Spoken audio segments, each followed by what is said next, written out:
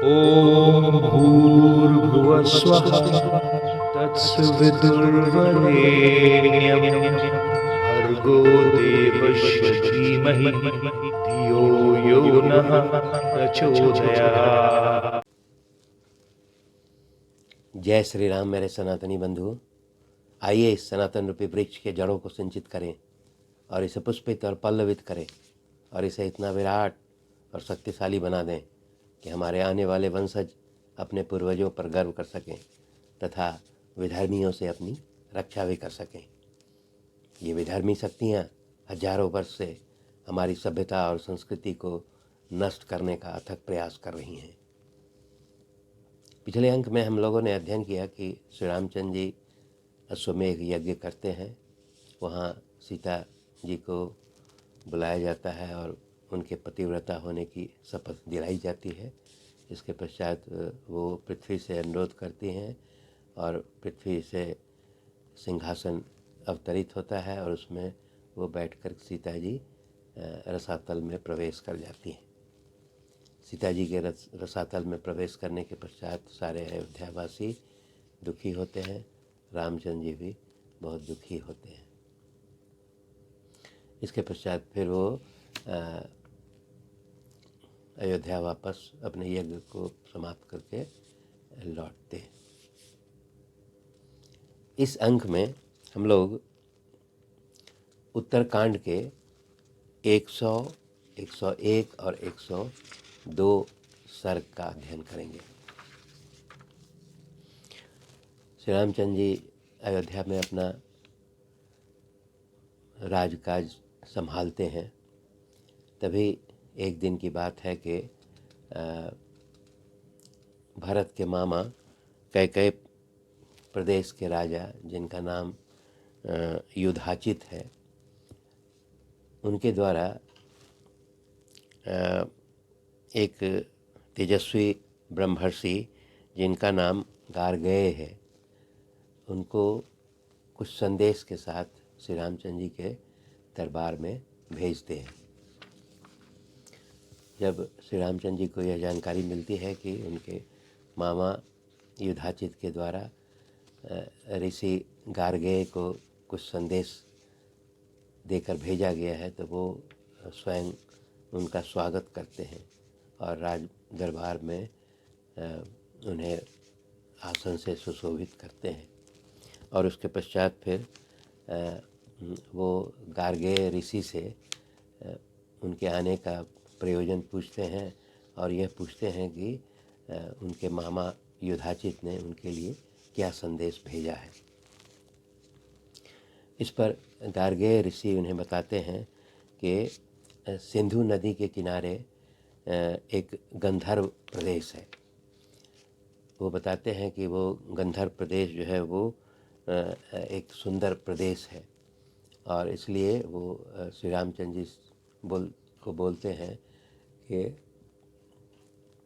आपके मामा युधाजित ने यह संदेश दिया है कि इस सुंदर प्रदेश पर आप आक्रमण करके इसको अपने नियंत्रण में लें और यहाँ अपना राज्य स्थापित करें। और वो यह भी बोलते हैं कि यहाँ पर 2 नगरों का निर्माण कीजिए और उन नगरों का निर्माण करके यहाँ अपने प्रतिनिधि को राज्य संभालने का आदेश दीजिए। इस अनुरोध के आलोक में श्री रामचंद्र जी जो है अपने छोटे भाई भरत को कहते हैं कि इन दोनों स्थानों पर विजय प्राप्त करके अपने दोनों पुत्रों को वहाँ राज्याभिषेक करो। यहाँ पर बताना आवश्यक है कि भरत के 2 पुत्र हैं। उन पुत्रों का नाम है तक्ष और पुष्कल। श्री रामचंद्र जी के आदेश के आलोक में भरत अपने दोनों पुत्र तक्ष और पुष्कल और बहुत सारी सेना के साथ जो है वो शुभ मुहूर्त में वो अयोध्या से एक बहुत बड़ी सेना लेकर के प्रस्थान करते हैं। लगभग डेढ़ महीने के यात्रा के पश्चात भरत अपने दोनों पुत्रों के साथ और सेना के साथ केकई प्रदेश पहुँचते हैं। केकई प्रदेश जब वो पहुँचते हैं तब फिर भरत और युधाचित अर्थात उनके मामा का जो सैनिक बल है, वो पूरा सैनिक जो है दोनों सम्मिलित रूप से गंधर्व प्रदेश पर आक्रमण करते हैं। गंधर्व प्रदेश में जो वहाँ के जो सैनिक हैं वो भी काफ़ी बलवान हैं और भरत और गंधर्व की सेना में भयंकर युद्ध होता है। यह युद्ध जो है 7 दिन और 7 रात तक चलता है और दोनों का युद्ध बराबरी पर है और भयंकर युद्ध होता है, जहाँ पूरे युद्ध भूमि में रक्त की धारा बहने लगती है। तब फिर इसके पश्चात भरत अपना जो है वो दिव्य बाण से गंधर्वों का संहार करते हैं और अंततः जो है गंधर्वों का संहार करके और भरत की सेना जो है वो गंधर्वों पर विजय प्राप्त कर लेती है। गंधर्वों पर विजय प्राप्त करने के पश्चात भरत के द्वारा उस सिंधु नदी के दोनों तट पर 2 सुंदर प्रदेशों की स्थापना की जाती है। वो सुंदर प्रदेश जो है वो गंधर्व प्रदेश में जो नगर बसाया जाता है उसका नाम रखा जाता है तक्षशिला और वहाँ पर अपने पुत्र तक्ष को जो है वो वहाँ का राजा नियुक्त करते हैं, उनका राज्याभिषेक करते हैं। उसी प्रकार गांधार देश वहाँ पर जो है उस गांधार देश में एक नगर बसाया जाता है जिसका नाम रखा जाता है पुष्कलावत और उस प्रदेश में अपने दूसरे पुत्र पुष्कल को राजा के रूप में वहाँ राज्याभिषेक करते हैं। दोनों शहरों का पुनर्निर्माण और बसाने में लगभग 5 वर्ष का समय लग जाता है और उस 5 वर्ष तक जो है भरत वहाँ पर निवास करते हैं और दोनों नगरों को सुंदर नगर के रूप में बसाया जाता है।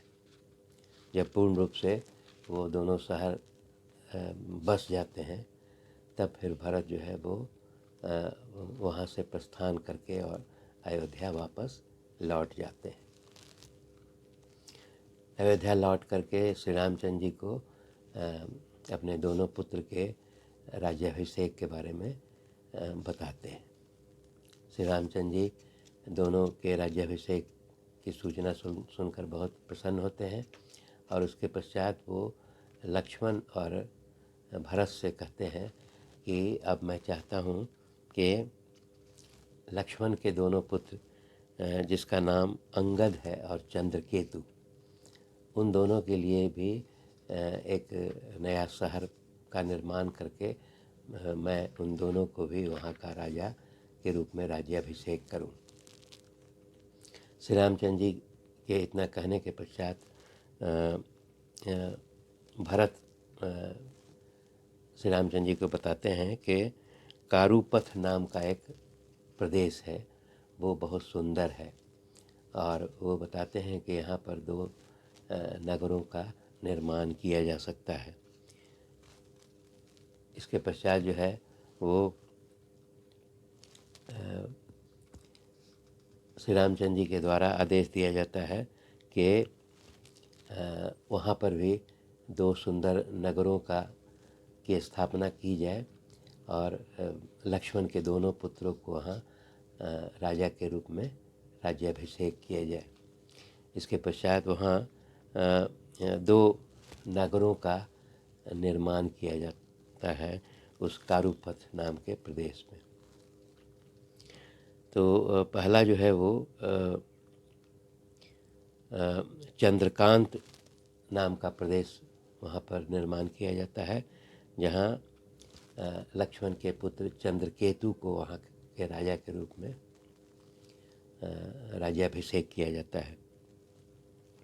इसके पश्चात अंगद के लिए जो शहर का निर्माण किया जाता है, उसका नाम अंगदिया रखा जाता है। इस प्रकार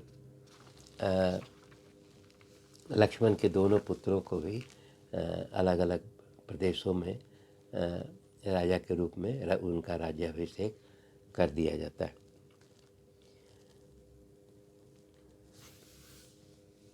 उसी प्रकार लक्ष्मण भी जो है दोनों प्रदेशों में 1 वर्ष तक वहाँ निवास करते हैं। जब दोनों नगर जो है सुंदर रूप में बस जाते हैं, तब